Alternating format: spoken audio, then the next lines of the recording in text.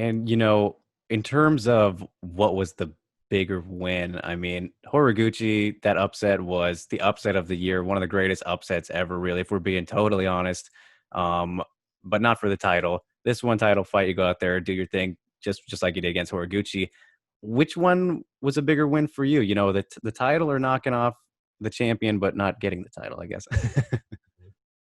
So yeah, this is a tough question because both fights are important. But if I had to choose, beating Horiguchi probably means more because Horiguchi is a well-respected name in the industry, and beating him probably it means more to me than winning the title by beating somebody less. Yeah, yeah, I can definitely see both sides to that one. And I mean, in terms of who could be next for you, I mean, I've seen, you know, the rumblings of like, oh, maybe Horiguchi will come back and you guys can have a rematch where, you know, you're the champion now. Is that kind of the next move you're looking at? Or is there somebody that you have in mind? Maybe if it's not Horiguchi.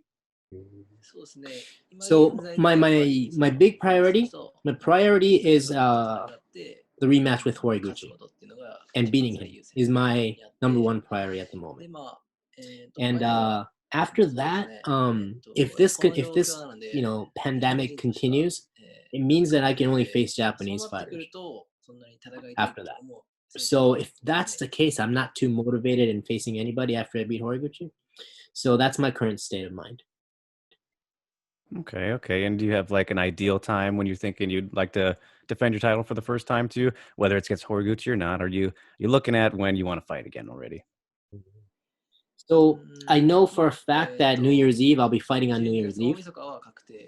But if things work out, I might be fighting this month. Ooh, okay. Interesting. All right, very cool.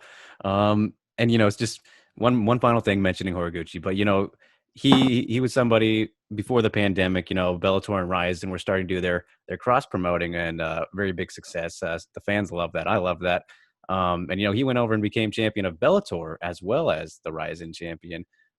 You know, assuming that you know things can happen where Bellator and RIZIN work together again, would you like to maybe do something like that where you go and fight? You know, whoever the Bellator champion ends up being, you know, after they figure out, you know, who wins the vacant title.